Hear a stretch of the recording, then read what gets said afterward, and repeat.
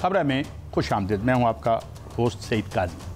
नाज़रीन, दुनिया एक बड़ी वोलेटाइल पीरियड में कदम रख चुकी है। हमारे वतन अजीज़ हो या आलमी हालात हों, यूँ वाक़यात की भरमार है। और एक और वाक़या, हमास के सरबरा इस्माइल हानिया पर अटैक हुआ और उन्हें शहीद कर दिया गया ईरान के अंदर। और उसके बाद एक अजीब व गरीब सूरत हाल पैदा हो चुकी है। पैक्स लीडर और ईरान ने जो जवाबी तौर पर हमला करने का ऐलान कर दिया है और दुनिया फिर यूँ लगता है कि जो नेतन्याहू एडमेंट है कि एक तीसरी आलमी जंग शुरू हो जाए, क्योंकि ये जंग बर्बरियत, दहशतगर्दी, यूँ लगता है कि आज आलमी साम्राज्य की एक पासपोर्ट है, उनकी अपनी एग्जिस्टेंस के लिए ज़रूरी है। इस पर बात करेंगे।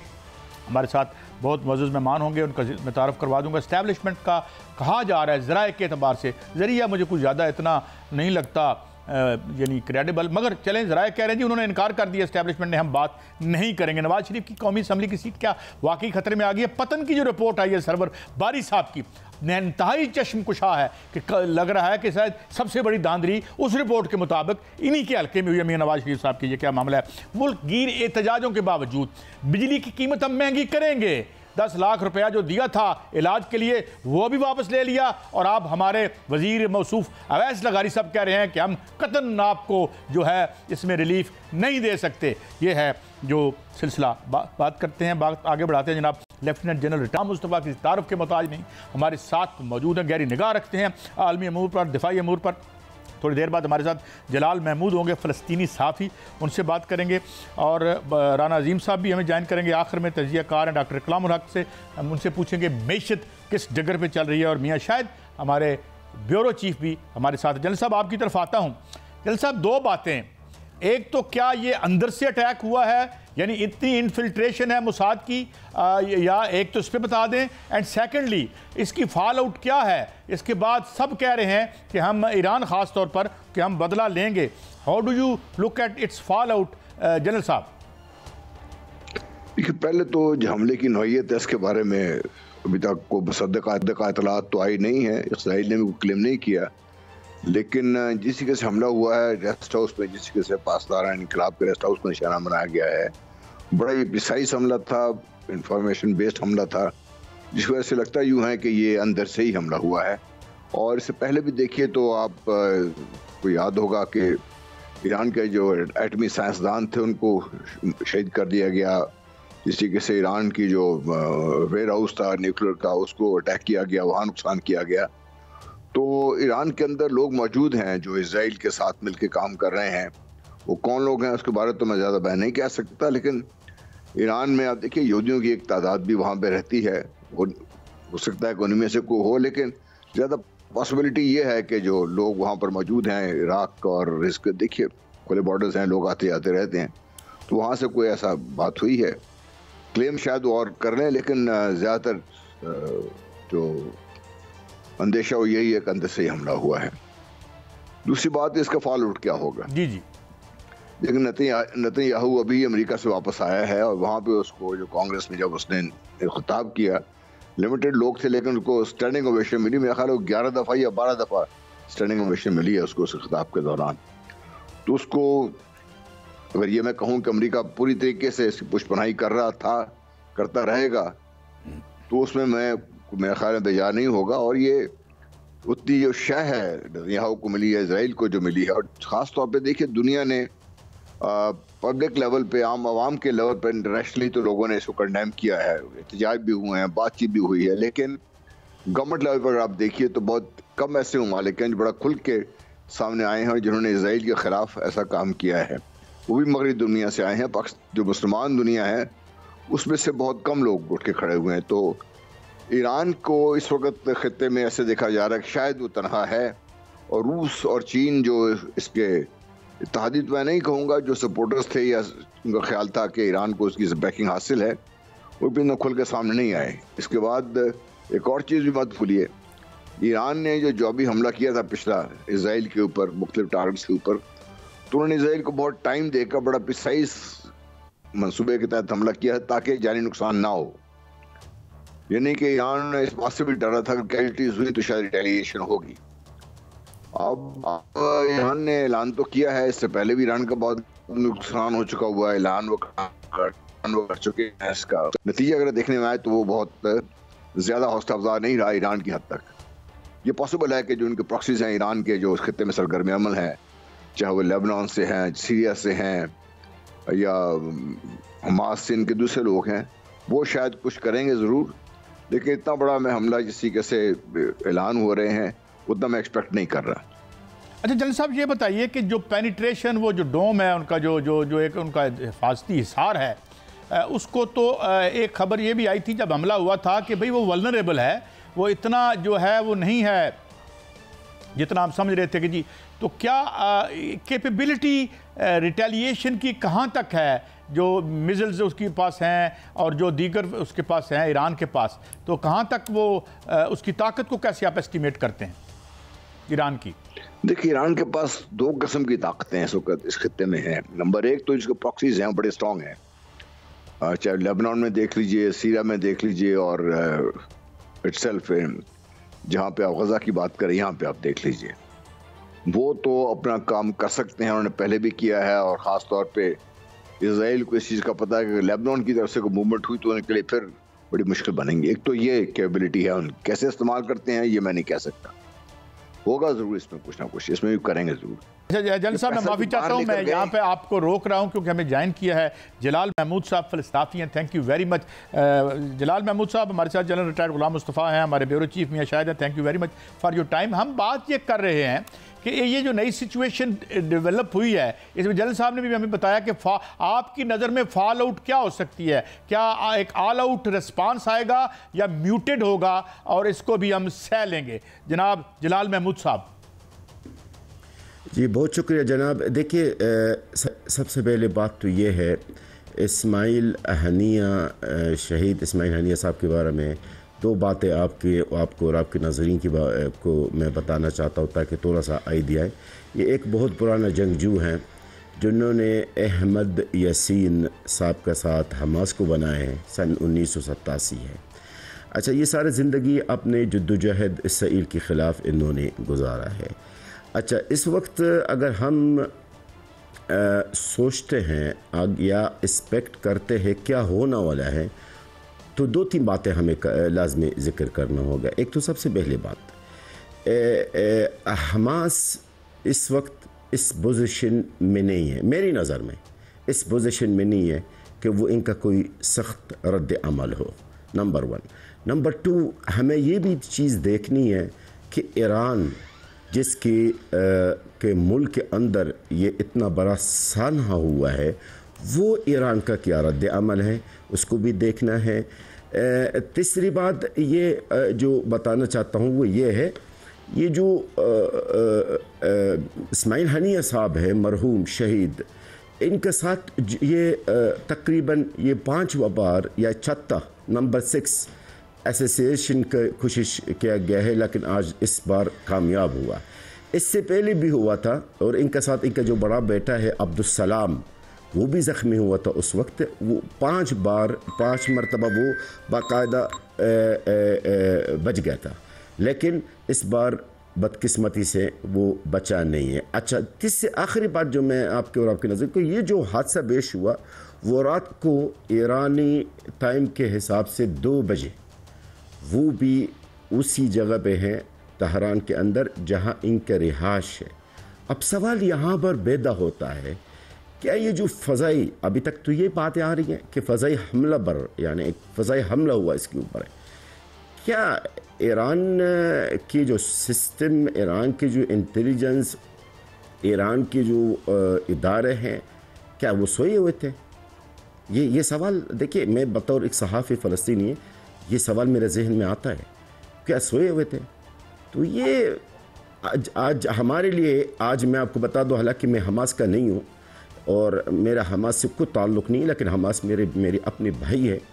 आज इस्माइल हनिया शहीद हुआ है, इसका मतलब ये है कि फ़लस्तीनी अवाम, गज़ा अवाम यतीम हुआ है। इस्माइल हनिया एक बहुत बड़ा लीडर है, जो इस तरह का लीडर दोबारा नहीं आ सकता। जी जलाल साहब, लेकिन आपके जो अपेक्स लीडर हैं ईरान के, उन्होंने तो बड़ा सख्त बयान दिया है कि हम इसका शिद्दत से जवाब देंगे। तो आप, do you doubt his statement? Sir, with my due respect to Iran, with my due respect, I respect Iran, मैं खुदा न खास्ता को ईरान के ख़िलाफ़ मैं बात नहीं कर रहा हूँ, लेकिन बयान से क्या होता है? इससे पहले ईरान के कितने माशाल्लाह बड़े बड़े ओहदों पर फाइज लोग इसराइल ने शहीद किया है। फिर भी वही बातें, बयानात है, बयान है, मजम्मत उससे क्या होता है, या बयानात से कुछ होने वाला नहीं है। देखिए आपके मुल्क के अंदर, यार सब बातों को आप छोड़े, आप इस्माइल ज़हानिया साहब मरहूम शहीद को आप साइड में रखें, आपके मुल्क के अंदर घुस के और किसी को शहीद करना, किसी को मार देना, ये कोई मजाक है क्या? ये जनरल साहब यकीनन इस बात को तय की, ये एक बड़ी जंग का वजह बन सकता है। जनरल साहब वैसे बात तो जो जलाल साहब कर रहे हैं एक शर्म की बात है। हानिया साहब हुए, उन बच्चों के जो गले कटे, उसके बाद उन इंफ्रास्ट्रक्चर से तबाही के बाद हुआ, आंखें बंद करके एक गुलामाना रवश पे हम चल रहे हैं। Who do you blame for it general साहब? क्या ये जितनी इशराफिया, चाहे वो सऊदी अरब और दूसरे मुल्कों में हो, मैं जो मिडल ईस्ट की बात कर रहा हूँ, सिर्फ सऊदी अरब की नहीं कर रहा, या अपने यहाँ, तो ये यूँ लगता है कि ये आपस में तो सारे हुक्मरान, चाहे इजराइल के हों, हमारे उधर के हों, ये आपस में सहेलियाँ हैं और विक्टिम हम हैं। Are we justified in having this kind of assessment general साहब? दैट इज मतलब राइटिंग ऑन द वॉल है ना, कि जो लीडरशिप है उसका जो सोच है या उनकी जो अप्रोच है उसमें और अवाम की सोच में तो बेइंतहा फ़र्क है। आप अपने मुल्क को ले लीजिए, चाहे बाहर ले लीजिए, जैसे भी है, अब ईरान में ले लीजिए, वहाँ बहुत फ़र्क है इस सिलसिले में। आप जिन ममालिक की बात कर रहे हैं, मिडल ईस्ट में देख लीजिए, बहुत फ़र्क है इसमें। वो मुख्तलिफ तरीके से अगर अवाम को चुप क्या कराया हुआ है तो वो और बात है इसकी, लेकिन हकीकत ये है कि आज के दौर में ना तो इन्फॉर्मेशन छुप सकती है, ना ही कोई चीज़, बल्कि जब लोगों तक पहुँचती है तो आप उसको जब देखते हैं तो वो एक बहुत बड़ी एक अजीब किस्म की शक्ल इख्तियार कर लेती है। तो इसलिए अवाम का और लीडरशिप का ताल्लुक में बहुत फ़र्क है। और लीडरशिप, जैसा मैंने कहा, आप पाकिस्तान की बात कर रहे हैं, आप दूसरे लोगों मुल्क की बात कर लें, अमेरिका की बात कर लें, अब इसकी अमेरिका के अपने जो लोग हैं उनके पैसा भी बाहर है। पाकिस्तान ने जो इस खत्ते में, मिडल ईस्ट के खत्ते में लोग हैं, उनके लोगों का पैसा भी बाहर है।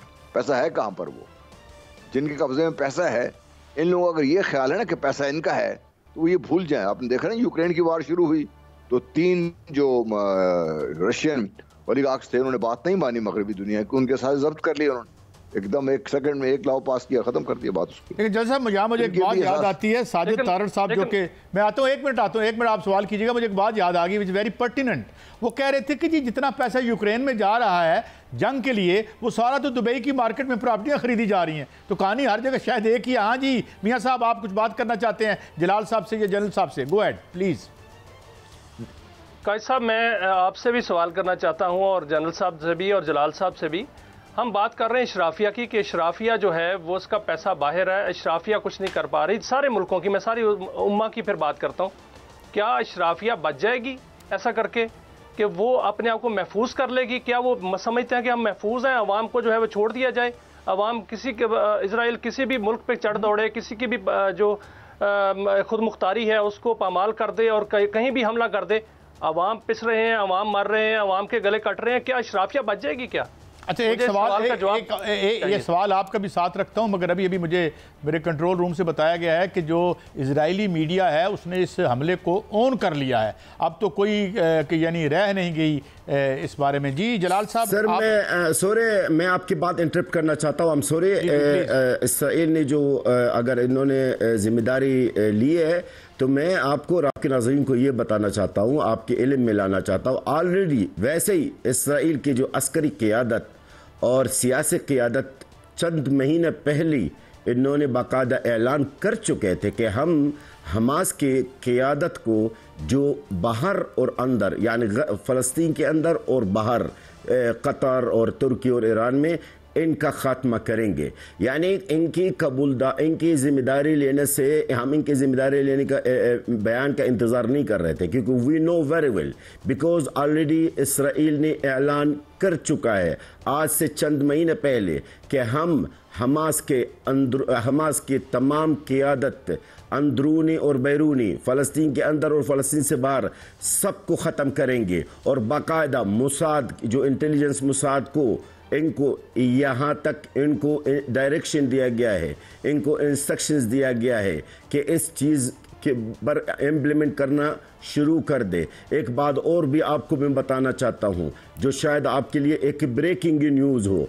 ये जो भी हुआ है शहीद इस्माइल हनीया के साथ रात को 2 बजे, ये कोई इसराइल अकेला नहीं था, इसराइल के साथ कोई और था जो आसपास ममालिक है, जो अभी इस मुल्क का नाम जिक्र करना कब्ल वक्त है। लेकिन एक बात याद रखिएगा, आपकी इस मुआज़्ज़ज़ चैनल में या किसी भी चैनल में मैंने जब भी कोई इंफॉर्मेशन दी है वो मेरी इंफॉर्मेशन अल्हम्दुलिल्लाह दुरुस्त साबित होता है। ये नोट कर लीजिएगा कि इसराइल ने ताउन ली है, इसराइल के साथ किसी मुल्क ने ताउन की है इस हमला में।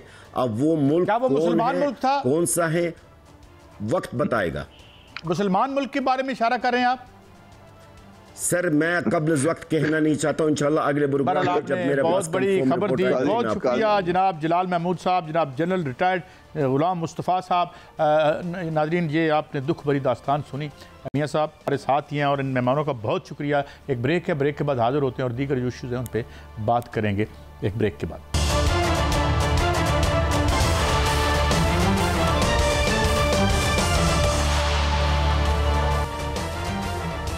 Welcome back. नाज़रीन हमें ज्वाइन किया है नोटेड जर्नलिस्ट जनाब राना अजीम साहब ने। Thank you very much for your time Rana Azeem Sahab. Rana साहब मैं स्ट्रेट अवे एक सवाल की तरफ आता हूं क्योंकि एक नॉन गवर्नमेंटल ऑर्गेनाइजेशन पतन के हैं, एक सरवर बारी साहब है, 2-3 दिन से वो बार बार मियां नवाज शरीफ साहब की सीट और उस हवाले से जो फॉर्म 45, 46, 47 उस पर वो शदीद एतराज़ करते नज़र आते हैं। उधर जो ट्रिब्यूनल है वो भी मुअज़्ज़ज़ जज साहिबा आलिया नीलम साहिबा ने, जस्टिस आलिया नीलम साहिबा ने उनको इंटैक्ट रखा है। तो ये क्या डेवलपमेंट हो रही है? फिर मैं दूसरी तरफ आता हूँ आपसे, पहले इस पे ज़रा आपका टेक क्या है राना साहब?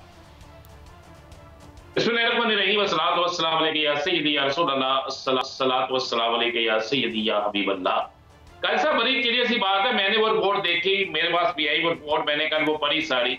अब मुझे बताएं कि लाहौर का कौन सा हल्का ऐसा होगा जिसके चंद एक पोलिंग स्टेशन जो है वहां पे 100% हो पोलिंग, और उसके बाद कुछ है जहां पर 80 से लेकर 99% हो, उसके बाद कुछ है जहां पे 70 से लेकर 89% हो, और इसी तरह ये 63 ऐसे पोलिंग स्टेशन है जिन पे बेइंतहा रेशो जो है वो बहुत ज्यादा है, और उनके सूबाई हल्कों में रेशो ना होने के बराबर है वोट के रेशो जो है। तो ये तो बड़ा क्लियर है, किसको नहीं पता। एक अंधा आदमी जिसको शायद अब स्टैंप लगाने का पता ना हो, लेकिन उसे इस बात का इल्म है कि जनाबे बाऊजी इलेक्शन हार गए थे, और इस बात का इल्म बाऊजी को भी है। याद है आपको कि इलेक्शन की रात जब हम सब ट्रांसमिशनों में बैठे हुए थे तो मॉडल टाउन से बाऊजी जब रिजल्ट सुनने के बाद निकले तो बाऊजी अपनी गाड़ी की बजाय किसी और की गाड़ी में बैठ गए, तो बाऊजी की सिक्योरिटी भागते हुए पीछे गई। उन्होंने कहा बाऊजी ये गाड़ी आपकी नहीं है, तो बाऊजी ने एक बड़ा मजेदार फिक्रा कहा, उन्होंने कहा मेरी गाड़ी तो लंघ गई। अच्छा, बाऊजी की गाड़ी तो गुजर गई हुई है। ये बड़ी दिलचस्प बात आप सुना रहे हैं राना साहब। ये मैं बिल्कुल आपको दुरुस्त बात बता रहा हूँ, 100% दुरुस्त। आप मियां नवाज शरीफ की सिक्योरिटी से पूछ लें, आप वहां पर अदारों के जो लोग वहां पे ड्यूटी दे रहे थे उनसे पूछ लें, आप मुस्लिम लीग नून के लोगों से पूछ लें। ये इसी तरह था। कितने दिन छुपेंगे ये, कितने दिन? कौन जीता है? क्या 24 सीटें लाहौर में तहरीक इंसाफ नहीं जीती? अगर मैं गलत कह रहा हूं तो मुझे बुलाएं, मुझ पर हत्या के इज्जत का दावा करें, मैं साबित कर दूंगा कि 24 सीटें लाहौर में तहरीक इंसाफ जीती, नून लीग नहीं जीती। एक ऐसा शख्स जिसको घर में 4 वोट नहीं मिलते, आपने उसको सलमान अकरम राजा के मुकाबले में इलेक्शन जिता दिया। मियां साहब आप भी बात कर सकते हैं, आप भी पूछ सकते हैं। हमारे साथ मियां शाहिद साहब भी हैं, मैं हमारे साथ मौजूद हमारे ब्यूरो चीफ, तो मैं चाहूँगा कि वो भी ज़रा इन हो, ज़रा आप भी पूछें कुछ फटकता हुआ सवाल राना साहब से। सवाल तो ये है, सवाल नहीं है बल्कि मालूमात है, उस पर इजाफा करेंगे राना साहब कि जो आरओ था उस हल्के का वो बीमार क्यों हुआ था राना साहब? देखें बीमारी जिंदगी तो अल्लाह की तरफ से है। आरओ बीमार नहीं होता शाहिद भाई, तो आपको सलाह। जी मैं आपको सारी हकीकत खोल देता हूँ। जी राना साहब, हकीकत खोल देता हूँ। जी जी जी जी बिल्कुल, मैं बिल्कुल उसी हकीकत की तरफ लेके जा रहा हूं। ताल्लुक रखने वाली साबिक शख्सियत के पास बैठा था, और ये मैं हल्फन बयान कर रहा हूँ, हल्फन काजी साहब। तो वहां पर वो आरओ साहब वो भी मौजूद थे, जो जिन्हें रात को तब्दील कर दिया गया था बीमार करने पर। तो मैंने हम उनसे पूछा, उन्होंने कहा जी मैं इस बात का खलफ देता हूं, सिर्फ मुझे ये गारंटी दे दें कि मेरी फैमिली महफूज रहेगी, मुझे ये गारंटी दे दें कि मुझ पर झूठे लफ्ज उसने कहा, झूठे एंटी करप्शन के पर्चे नहीं होंगे, मुझे ये गारंटी दे दें। तो मैं बता देता हूं कि जनाब मियां साहब कितने वोटों से हारे। ये बड़ी सिंपल सी बात है। आप एक और वाकया उस रात का शायद आपने नोट किया या नहीं किया, उसी रात जब मियां साहब को पता चला, जब बिलाल यासीन साहब को पता चला, जब बाकी लोगों को पता चला कि इलेक्शन का ये रिजल्ट निकल आया, तो उसी रात एक फायरिंग का वाकया हुआ था चौधरी असगर के डेरे पर, जहां पर मुतअद्दिद लोग जख्मी हुए थे, क्योंकि इलेक्शन की तेजी इतनी थी कि शायद वो कोर्ट ना हो। तो जहां तक शाहिद भाई ने पूछा है कि वो आरओ साहब जो थे वो क्यों बीमार हुए, वो बीमार नहीं हुए, वो लाचार हो गए। वो लाचार हो गए जब उनको जहां पे बुला के खींचा गया, जब उन्हें जो कहा गया, उन्होंने जब इनकार किया कि मैं साइन नहीं करूंगा, तो फिर उन्हें भेज दिया गया।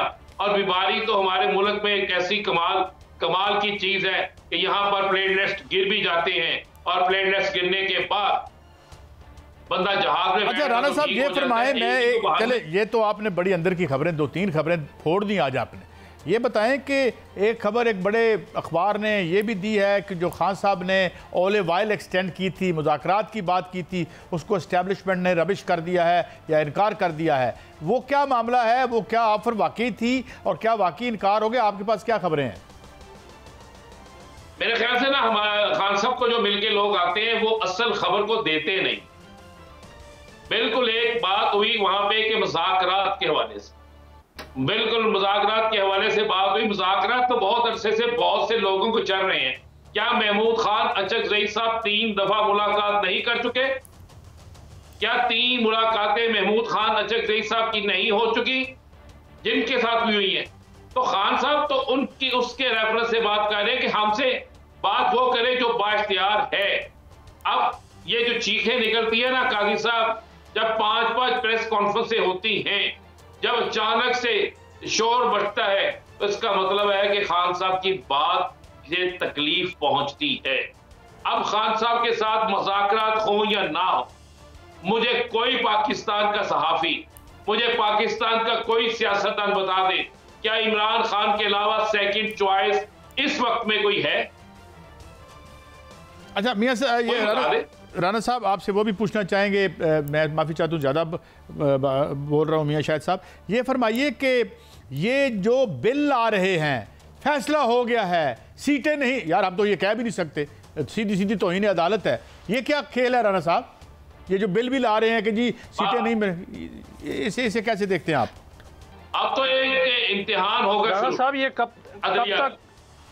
कब तक देख रहे हैं कि ये बिल ला के भी, तरमीमें करके भी, क्या ये किस्सा चलता हुआ नजर आ रहा है? मैं और नाम नहीं लेता, क्या ये हुकूमत चलती हुई नजर आ रही है?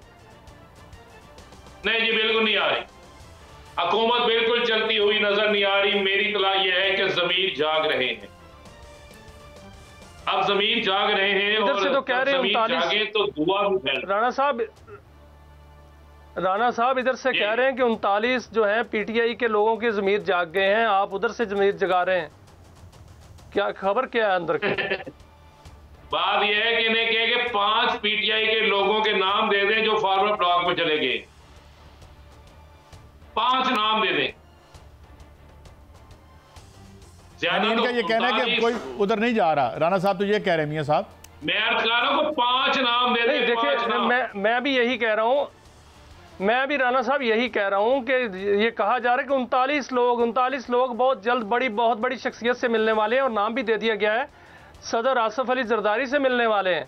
ये भी कह दिया गया है कि सदर आसिफ अली जरदारी से 39 लोग मिलने वाले हैं जिनका ताल्लुक केपीके से है, पंजाब से है, जनूबी पंजाब से है, वो मिलने वाले हैं। ये तो फॉरवर्ड ब्लॉक की बातें हो रही हैं, और आप कह रहे हैं कि ये नहीं चलने वाली, और इधर से लोगों के ज़मीर जाग रहे हैं। इधर से किन लोगों के ज़मीर जाग रहे हैं? जी राना साहब, बात ये है कि जी मैं फिर वो कह रहा हूं कि ये सिर्फ एक प्रोपेगेंडा है, और मैं 5 नाम मांगता हूं, 39 नाम मांग नहीं रहा, 5 नाम मांग रहा हूं कि मुझे 5 नाम दे दो। नंबर 1, नंबर 2, ये क्यों रोजाना पागलपन की बातें करते हैं? अभी आज जो इन्होंने तरमीमी बिल मंजूर किया है कबीना के इजलास में, कमेटी में, उसके बाद तो आपका फॉरवर्ड ब्लॉक का तो वजूद ही खत्म हो जाता है। और अगर आप उस बिल के तहत 3 दिन की जो आपने एक शर्त रखी हुई थी, उससे पहले वो अगर सारे जा चुके हैं सुन्नी इत्तेहाद कौंसिल में, और अगर आप उसे लागू करते हैं 2017 से, तो कौन सा फॉरवर्ड ब्लॉक होगा? फिर कौन सा कानून उन पे लागू होगा? ये भी इसी पार्लियामेंट ने फाइनल किया है ना। मुझे नहीं समझ आता कि ये कर क्या रहे हैं। दरअसल ना, इनके जब किसी का आखिरी वक्त आता है ना, तो बहुत पाँव मारता है, सब कुछ करता है। चलिए मैं आपको खबर देता हूं, आप इस खबर को आज के दिन को नोट कर लीजिएगा।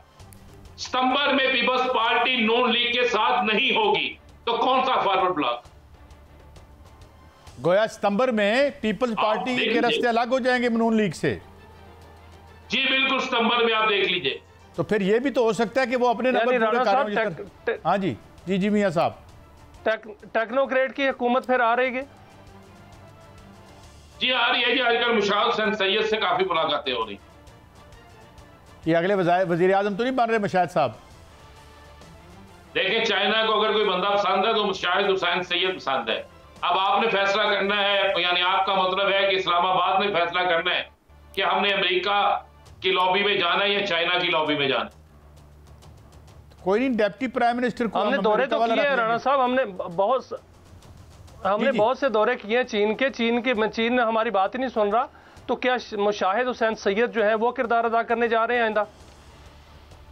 जी बिल्कुल वही किरदार अदा करने जा रहे हैं। आपको मुझसे बहुत अच्छा पता है कि मुशाहिद हुसैन सैयद के वहां पर रूट्स कितने अच्छे हैं। चीन आपकी बात सुने क्यों? आपने आज से कुछ अर्सा पहले चीन से एक वादा करके आए, और वादा आप ये करके, मैं ये भी खबर ब्रेक करता हूं और ये भी मैं चैलेंज से कह रहा हूं, आप वादा करके आए कि जनाब हम 1 से 2 हफ्ते में आपको जवाब देने लगे हैं, और आप पाकिस्तान क्या इस पूरे हिस्से के अंदर जो लेन देन होगा वो चाइनीज करेंसी में होगा। क्या ये वादा करके नहीं है?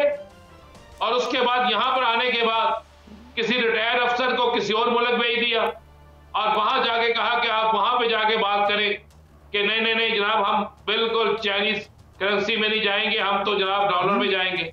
जब आप एक वादा ही पूरा नहीं कर सकते, जब आप किसी एक चीज पे स्टैंड ही नहीं ले सकते, तो फिर आप मुझे बताएं क्या होगा, आपके साथ होना क्या चाहिए या होगा? बिल्कुल राणा साहब आप जी मैं चाहूँगा, वक्त चूँकि ख़त्म हो चला है, मगर राणा साहब आप माशाल्लाह चंद लम्हों में कोई दर्जने खबरें हमें दे जाते हैं। यही हमें आपसे जो है हमेशा फैज़ मिलता है। बहुत शुक्रिया थोड़े से वक्त। जी ओपन कहता हूँ, मैंने आपसे सीखा हुआ है। अरे नहीं तो फिर हम कैसे नहीं बहरहाल we are all proud of you Rana Sahab. God bless, अल्लाह आपको सेहत ज़िंदगी दे और आप इसी तरह से जो है वो फतूहात करते रहें अपने इस पेशे में। एक ब्रेक है, ब्रेक के बाद हाजिर होते हैं। थोड़ी मैशत की बात करते हैं, थोड़ी तो नहीं ज़्यादा करनी चाहिए क्योंकि ये तो गले पड़ गई और बाकी सारे इशू इससे पीछे रह जाएंगे। ये बुनियादी इशू है, हमारे साथ रहिए।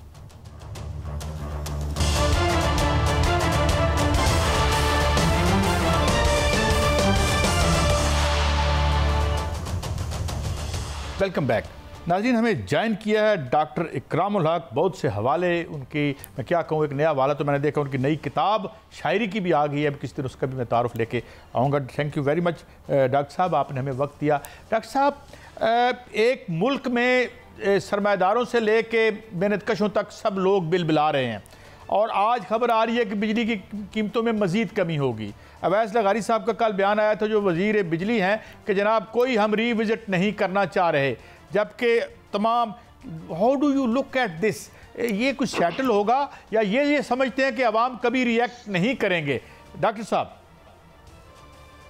जी, जाहिर है कि जो सूरत हाल है उसमें एक तरह से तो ये सच मान लिया गया है कि जो ये हमें IMF कह रहा है बस वही राह निजात है, और जो लोगों के ऊपर उसकी वजह से जुल्म ढाया जा रहा है उससे राह निजात तो बहुत दूर की बात है, मगर ये चीज़ साबित हो रही है कि जो सोचने वाले दिमाग है वो भी एक तरह से दिवालियापन का शिकार है कि किसी एक चीज़ को वो ठीक है कि नहीं है, इसमें तो बहस ही नहीं हो रही कि जो IMF हमें इतने अरसे से 24 मरतबा में ये प्रोग्राम में जा रहे हैं, आज तक उनके नुस्खे से जो हमें बेहतरी नहीं हुई उसमें तो बात ना करें कि उनका नुस्खा गलत होता है, ये बात करें कि हम उस पर अमल क्यों नहीं करते। और अगर वो कह रहे हैं कि अब आप और बढ़ा दें तो हम बढ़ा दें, हम ये ना करें कि भाई वो मुआहदे जो हुए हैं वो सरमाएदारों को क्यों फ़ायदा पहुंचा रहे हैं, वो जो मुआहदे आपने किए थे उसकी वजह से लोगों से दौलत निकल कर चंद हाथों में क्यों चली गई, आपने जो मुआहदे फरमाए थे उसकी वजह से हमारी आवाम की हालत क्यों ख़राब हो गई। ये बुनियादी जो सवालात हैं वो कहते हैं ये ना पूछें, अब ये तो आप दिमाग अपना बंद कर लें। और ये आपका जहनी दिवालियापन है कि आप ये सोच भी नहीं सकते कि भाई ये बातें गलत है। पहले मैं उस चीज़ को तो चैलेंज करूं कि ये आफ्टर ऑल आप हमारे दिल्ली में वो एक साहब जो आए वो फ्री बिजली क्यों दे रहे थे, वो उन्होंने फ्री एजुकेशन कैसे कर दी, उन्होंने फ्री हेल्थ कैसे, वो क्या कुछ दूसरे सहारे से आए थे, क्या वो कैपिटलिज्म निज़ाम में नहीं रहते हैं, क्या चाइना में लोग कैपिटलिज्म निज़ाम में नहीं रहते। ये जो कैपिटलिज्म के कई वेरिएशन है, मसलन आप देखें स्कैंडिनेविया का जो कैपिटलिज्म है वो तो लोगों को बड़ी सहूलियात देता है, अगर टैक्स लेता है अमीर लोगों से तो फिर वो सबको एक जैसा लाइफस्टाइल भी दे रहा है। तो ये समझते हैं कि नहीं, जो ये बनाया था रशिया की डिसमेंबरमेंट, USS की डिसमेंबरमेंट के बाद जो निज़ाम वो वहाँ बना था अमेरिका में, जो नियो लिबरलिज्म का था, जिसमें किसी किस्म की रोक टोक नहीं कि आप एक्सप्लॉयटेशन करें, अमीर मुल्क गरीब मुल्कों को ट्रेड के नाम पे लूटें और जो अमीर लोग हैं वहाँ पे वो गरीबों को लूटें। तो ये थ्योरी उन्होंने कहा बस आप मान लें, इस पे अमल की बात करें। मुझे अफसोस होता है कि जो हमारे बहुत से इकोनॉमिस्ट भी आपका टीवी के ऊपर बातें करते हैं वो इस यहाँ से शुरू करते हैं, जी वो IMF का प्रोग्राम हम तबाह हो जाएगा, IMF का प्रोग्राम मिल गया अब हम सब ठीक हो जाएगा। ना वो हमें ना कभी मिलने से हम तबाह हुए हैं और मिल जाने से भी कभी हमारी हालत अच्छी नहीं हुई। तो सोचना चाहिए कभी ये लोग आफ्टर ऑल कब तक घरों में बैठे रहेंगे, आप कभी तो वो बाहर निकलेंगे। मियां शाहिद साहब आप कुछ बात करना चाहते हैं? मियां शाहिद साहब हमारे साथ हैं, हमारे ब्यूरो चीफ। जी आप कुछ पूछना चाह रहे हैं? डॉक्टर साहब अस्सलाम वालेकुम। डॉक्टर साहब बात होती है इसकी IMF की। IMF ने तो ये नहीं कहा कि आप जो अनबैलेंस जो मुआहदे किए हैं हमने IPPs के साथ उसको ना खोलें, उन्होंने तो कहा है कि इस मामले में को देखें और आवाम पर बेजा बोझ ना डालें, ये IMF ने कहा है। IMF ने ये भी कहा है कि अपने मामलात को बेहतर करें। सर मुझे एक चीज़ समझ नहीं आती, आप समझा दें कि जो हमारा रेट ऑफ रिटर्न है जो बिजली के जो कारखाने लगे हैं ये सबसे ज़्यादा है। मेरे पास एक रिपोर्ट है उसमें तमाम ममालिक का लिखा हुआ है और हम जो है वो इस वक्त 17% जो है हमने किया है उनके साथ मुआहिदा, लेकिन जो अमेरिका है, UAE है और दीगर इंडिया है इवन के, वो सिर्फ 5% पे 10% पे कर रहे हैं। हम इतना रेट ऑफ रिटर्न क्यों देते हैं, वजह क्या है? क्या हमारी कॉम्पिटेंसी नहीं है या कोई खांचा है या कोई बड़े बड़े मामलात उस तरह के हैं जो हम जो है वो उनके साथ मिले हुए होते हैं? जी डॉक्टर साहब। जी जाहिर है शाह साहब, जब वो मुआहदे करने जाते हैं तो आपने देखा कि कुछ खास किस्म के ब्यूरोक्रेट आपको नज़र आते हैं, वो हर हुकूमत में वही IMF से बात कर रहे होते हैं, वही इन बाहर के ममालिक के साथ जब उनकी निजी कंपनियां हो या हुकूमतें हों उनके साथ बातचीत करने जाते हैं। अब जाहिर है कि उनका नुक्ता नज़र ये थोड़ी होता है कि वो कोई मुल्क के लिए काम करेंगे, वो कोई अच्छे मुआहदे करेंगे। वो तो ये सोचते हैं कि भाई हमें तो बिजली मुफ्त मिलनी है, आप इनके ऊपर जो है हम क्यों इतनी तकलीफ करें, अगर हमें इसकी अच्छी किकबैक मिल सकते हैं, अगर हमें कोई कोल के बिल्कुल कंडम प्लांट जो है वो फर्स्ट डिग्री की उसके ऊपर हमें कहते जी ये नई कीमत के हैं, वो नहीं कह रहे कि आप नई कीमत पे ले, हम कह रहे हैं कि सर छोड़ें, आप ये तकल्लुफ़ ना करें कि हमें अच्छी चीज़ दें, आप ऐसा करें कि हमें वो जो आपने बिल्कुल अब आपने नहीं इस्तेमाल करने उसको आप नया दिखाकर हमें दे दें, ताकि जो हम अपने लोगों को थोड़ा बहुत ही लूटना चाहते हैं हम मुकम्मल लूटना चाहते हैं। और उनकी जो एफिशिएंसी है वो 35 से 40% है। अब ये तो कोई ऐसी बात नहीं है ना, जितने आपने प्लांट्स लिए हैं उनकी एफिशिएंसियाँ देख ले। फिर ये दुनिया में कौन ऐसा प्लांट लगाता है कि वो उसकी इंपोर्टेड कोल पे हो और वो लाकर साहिवाल में लगाएं ताकि कोस्टल लाइन से इतना दूर हो कि आने की कॉस्ट भी पड़े, ये भी पता हो कि आने वाले दिनों में कोल की मुखालफत भी है, कोल के कोई प्लांट लगाता भी नहीं है। जिस मुल्क ने न्यूक्लियर फील्ड में बहुत तरक्की की, एक बॉम्ब बनाया, आप न्यूक्लियर एनर्जी क्यों पैदा नहीं कर सके हैं, उसकी तरफ तवज्जो क्यों नहीं दी? वो तो मुफ्त होती है। अब आप देखें स्विट्जरलैंड छोटा सा मुल्क है, वहाँ 40% न्यूक्लियर से आती है, बाकी वो अपने जो कुदरती ज़राए हैं पानी वगैरह का इस्तेमाल करते हैं। तो डॉक्टर साहब ऐसे अनबैलेंस, तो डॉक्टर साहब ऐसे जो सर मेरा सवाल ये है कि ऐसे जो गैर मुतवाज़न मुआहदे किए गए हैं, क्या इनको खोला नहीं जा सकता, क्या इनको ख़त्म नहीं किया जा सकता? ऐसी मिसालें हैं ना दुनिया में, अमेरिका में हुआ, मलेशिया में हुआ, दीगर ममालिक में हुए,